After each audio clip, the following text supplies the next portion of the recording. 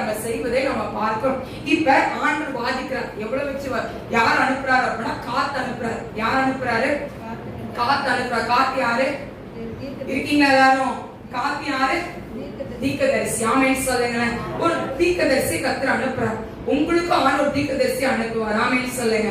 நீங்க தப்பு செய்யும் போது மண்ணில கொட்டிருக்கு ஊழியக்காரர் அனுப்புவார். ஆமென் சொல்லுங்களேன். அப்ப கண்டுபிடிச்சு பாத்துறணும்.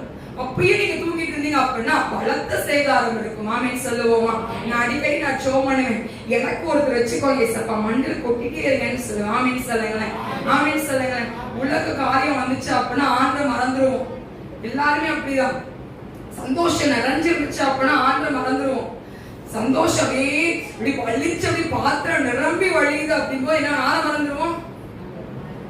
எந்த பிரச்சனையும் இல்ல குடும்பத்துல, யாருக்கு எந்த பிரச்சனை, விலகினும் இல்ல, வியாதி இல்ல, எந்த ஒரு துர்ச்செய்தியும் இல்ல, சந்தோஷமா உங்க வாழ்க்கை போச்சுன்னா எப்படி இருப்பீங்க? ஆழத்துக்கு வருவீங்க? சும்மாவே வரமாட்டான். ஆமென் சொல்லுவோமா? ஆமென் சொல்லுவோமா? இந்த சேர்ல காலியா இருக்கு. ஆமென் சொல்லுங்களேன். ஆமென் சொல்லுவோமா?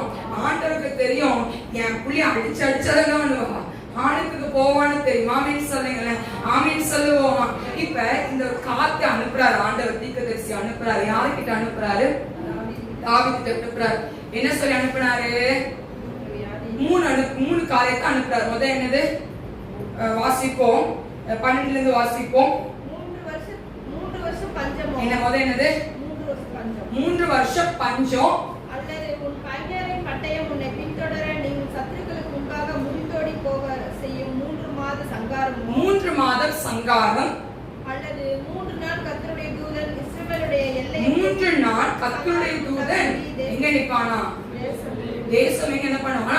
நிப்பான்னு சொல்லி அவர் கொடுக்கிறார். உன்னை தாவீதுக்கு முன்னாடி தாவீது அவன் பண்ண தப்ப உணர்ந்துட்டான். என்ன பண்ணிட்டான்? அவன் பண்ண தப்ப உணர்ந்துட்டான். உணர்ந்த உடனே ஏசப்பாக்கு அங்க என்ன இல்ல? திருப்தி கிடையாது. நம்மளும் அப்படிதானே? மன்னிப்பு கேட்டோன்னு செய்தி விட்டுருவோம் நம்மளும். சொல்லுங்க, நீங்களா சொல்லுங்க. ஒருத்தங்க தப்பு பண்ணிட்டீங்க, சாரி கேட்டுட்டீங்க, உடனே பரவாயில்ல பரவாயில்ல பழைய மாதிரி நீங்க பேசுறீங்க. அவங்க கிட்ட பேசுவீங்க. இவன் இப்படி சொல்லிட்டாங்க, இவன் இப்படி சொல்லிட்டானேன்னு சொல்லி 10 டைம் போட்டு குழப்பி எடுத்து அதுக்கப்புறம் சாரி சொல்லிட்டான் மன்னிச்சிருவோம். எப்ப வருவோம்? கொஞ்ச நேரம் கழிச்சுதான் மன்னிப்போம். தவிர உடனே என்ன பண்ண மாட்டோம், நம்ம மன்னிக்க மாட்டோம். அவ்வளோ ரொம்ப நல்லவங்களா கிடையாது. கரெக்டா இல்லையா?